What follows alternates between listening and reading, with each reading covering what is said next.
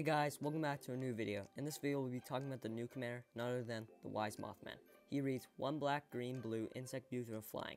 Whenever the Wise Mothman enters the battlefield or attacks, each player gets a rat counter. Whenever one or more non-land cards are milled, put a 1 counter on each of up to X target creatures, where X is the number of non-land cards milled this way. This deck is all about mill, graveyard synergy, and counters. One of the most important counters are rat counters. They read, at the beginning of your pre-comment main phase, if you have any rat counters, mill that many cards. For each non-land card milled this way, you lose 1 life and a rat counter. This pairs really well with our commander, but we also have a lot more cards to mill cards. Speaking of which, our first category is mill. All cards that can trigger commander's second ability. First up, we got Bulletfly, Swarm. It's perfect because when it is dealt damage, everyone gets more rat counters, and that equals to more milling. It can also gain a lot of counters from our commander.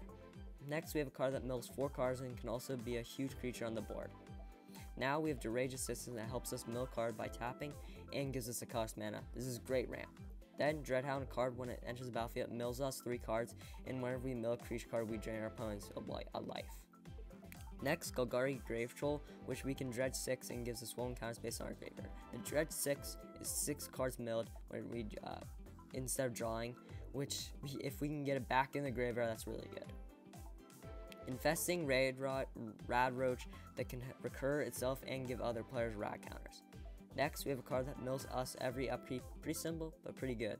Next, we have Out of the Tombs, which the milling amount from this keeps going up and protects us from milling our deck out and dying. Rule Troubleshooter allows us to cast cards in your graveyard and mills every player a card when it taps. Next, Ruin Crab, which every time we play a land, every opponent mills 3 cards. With our commander, that is 9 cards milled, and this can happen every turn as long as we can play a land. Up next, we have a card that has an easy time dealing combination with Menace and Flying, pretty good evasion abilities. When it does attack, all players get 2 rat counters, which is equivalent to 8 counters in all. It can also create a ton of zombies, which with our commander, we can put a 1 counters on the zombies if we don't have enough creatures to spread the wealth with. Sewer Nemesis, we get to choose a player and make that player mill cards every time they cast a spell. I suggest choosing yourself because it also gets bigger based on the player's graveyard, but it is dependent on the board. Next, Sedusi, Blood Tyrant, mills us a ton of cards and creates some more bodies. Then we have Splinter Fright, which I like this card because it's trample and it gets stronger for the more creature cards you have in your graveyard. And with our command, we just mill so many creature cards. It can also mill you each upkeep. Pretty good, really good. Next, we have a card that helps us stay alive by making us gain life from rat counters instead of losing life from rat counters. Then, Struggle for Project Purity, which either gives everyone a lot of cards or gives our opponents more rat counters. It's your choice. Sir Chimera drains our opponents each 1 life whenever one of our creature cards is milled. It's really good. Tato Farmer, where we can recur lands and give us rat counters when a land enters the battlefield. Pretty good. Next, we have a card that can bring any creature card from any graveyard back. Then we have a Saga that gives every player 3 rat counters and then creates zombie mutants equal to the rat counters, which we have so many cards that give them to players. Finally, it pumps up the zombies and the 2 zombies, 2 1/1 counters, and we also have a lot of ways to make other zombie mutants. It's really good. Our last card of this category is Contaminated Drink, which draws us cards and gives us more rat counters. Our next category is Counter Synergy. Any card that proliferates has synergy with counters, or anything that adds more counters. First, we have Agent Frankorian, which can proliferate twice when it enters the battlefield and whenever it attacks. This pairs really nicely with our deck because it increases the number of 1/1 counters and our rat counters. Next, we have Cakeblade, which can proliferate or it can be target removal. Next, we have a card that practically doubles the amount of 1/1 counters we put on our creatures. Next, Evolution Sage, it makes us proliferate every time we play land, and with our land ramp, this can be a lot. Fae the Mage is a really good card advantage because we mill a lot in 1 turn. We trigger our commander's ability a lot, which puts a counter on Fae the Mage, so we can regrow our hand very easily each turn. Next, Feral Ghoul, whenever it dies, all opponents get rat counters. We just need a way to kill it, but we do have some sacklets, so we're fine. Next, Gulping Scrap Trap proliferates on its way in and its way out. Hardened Scales, it also adds additional 1/1 counters to our creatures. Next, we have a card that can proliferate us many times a turn whenever we cast a spell. Inspiring Call is a really nice protection spell to all of our creatures with 1/1 counters.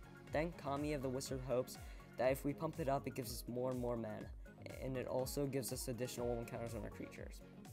Pollen Bright Druid allows us to proliferate when it enters the battlefield, or we can get a 1/1 counter.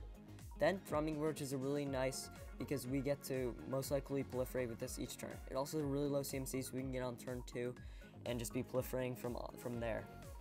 Then Wine Constrictor, which adds more counters to our creatures and us including rat counters. Last but not least, we have Tezzeret's Gambit, which gives us 2 cards and we get to then proliferate. Our next category is Graveyard Synergy. These cards care about the graveyard. First, we have Dread Return. Pretty simple recursion, and we sacrifice some creatures to flash it back. We have some creatures in the deck that want to be sacrificed, so this is really good. Not to the bone, we need life gain because rad counters take a lot of life away, and this card is a ton of life gain to combat the life loss. Living Death, we can bring back many of our milled creatures to the board. This could even be a win con. Finally, Spider Spawning. It creates a ton of bodies for blocking or even attacking. Next, Removal. First, Beast Within. It's a staple in green, and this is why it's in the deck. Then, Drown Lock, because we can mill our opponents a lot with rad cards, and we can either destroy any creature or counter spell. All we need to do is have a couple creatures in our opponent's graveyard. Go for the Throat. It's a really cheap CMC, and it can also kill any creature. Next, Infernal Grasp. Great card removal for black. You can just destroy any creature and we just lose 2 life only. Then we have Negate, a really good counter spell that just counters any non-creature spell. Nuclear Fallout's a board wipe, and it gives everyone a rad counters.